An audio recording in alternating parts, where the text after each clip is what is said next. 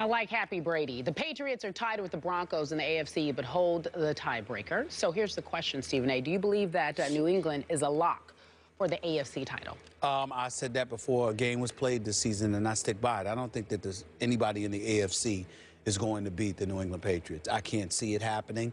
And the fact that the road to the Super Bowl in all likelihood appears as if it's going through Foxborough, that makes me even more resolute of my position. The Denver Broncos obviously have the best shot. Their defense has been playing very, very well over the last several weeks. As far as I'm concerned, they had a bye week yesterday against the Buffalo Bills. We understand that. And I think the acquisition or the arrival thereof of Anderson, this running back, who reminds me of a young and feisty Ray Rice.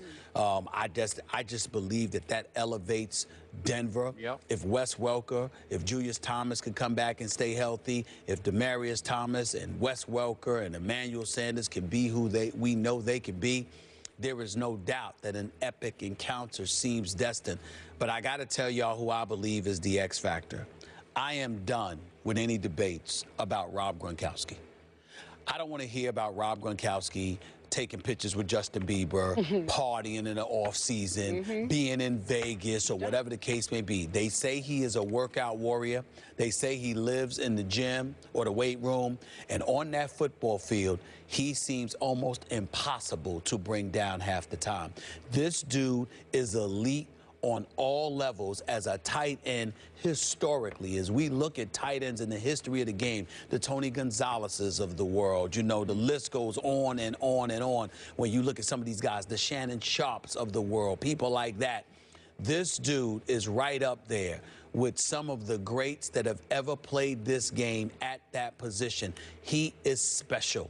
And to me, he is such an X factor because when he is healthy, on the field with Tom Brady, he is such an exceptional decoy as well that it really causes problems for the opposition. So I am of the mindset that in Foxborough, I don't see anybody beating them. A matter of fact, the way I look at the New England Patriots right now, there's only one team that has a shot at beating them, and that's the Seattle Seahawks. I don't see anybody else with a shot to beat them. I'm saying to you that I think New England would beat the would beat the Packers in the Super Bowl. I'm not so sure they would beat the Seahawks in the Super Bowl. That's how lethal. Which is why, before the year started, I picked Seattle over New England in the Super Bowl. Thank you very much for teeing me up for that. So here's what shocked me last night and incredibly impressed me last night about the New England Patriots. They held Phillip Rivers and company to 14 points in San Diego on a Sunday night stage while missing two of their better defensive players. Dante Hightower could not go before the game, which shocked me. I didn't know that was coming. He's got some shoulder issue. I hope that's going to be all right. And for their sixth straight week, they don't have their best pass rusher, Chandler Jones. And I'm going to assume he's going to bounce back and be okay for the stretch run. So you add those two to what we saw last night. Hey, Revis Island is off limits now. Like if you step on to Revis Island, you do not come off Revis Island because that Keenan Allen is really, really good, and he was really, really missing last night for the whole game. And Jamie Collins was all over the field without Dante Hightower. And you brought up Gronkowski, but even though we saw Psycho Tom in the end, you talked about how happy he looked.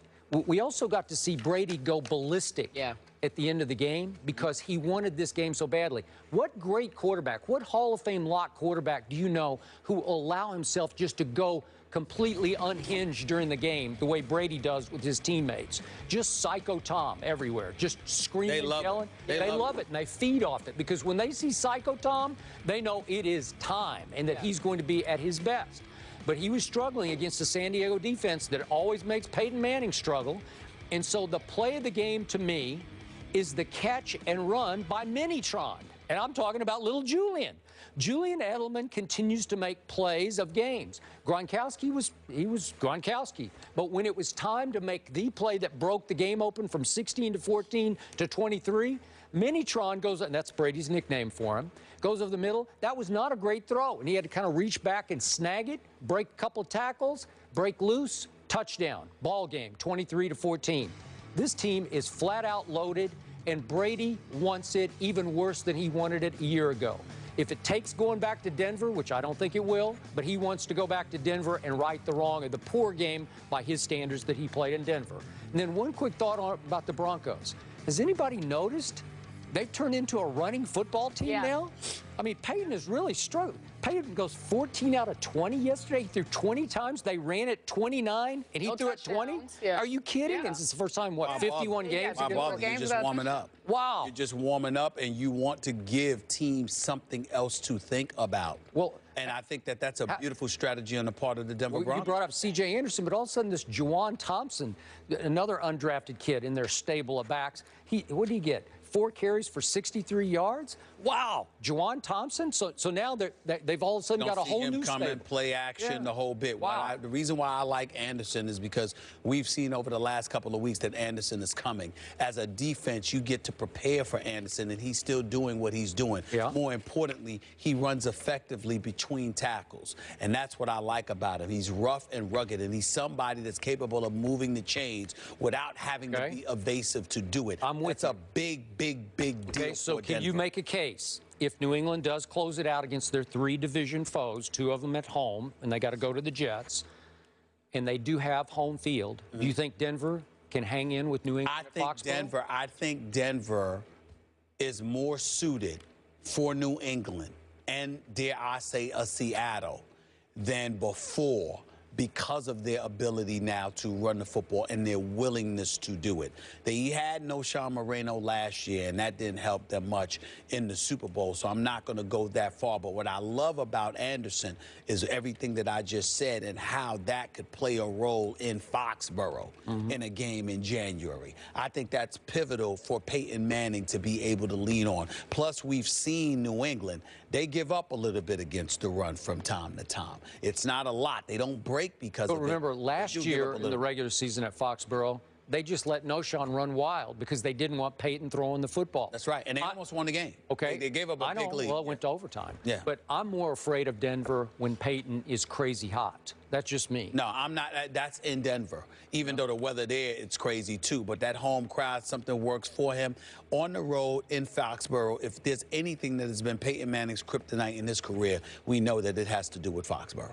I love that the football world is right back where it's supposed to be. At one time, we thought Seattle was done and the Patriots were done. Now they're right back where they I never thought the Patriots were done. You didn't. The world did. You didn't. But everyone was like, what's happening?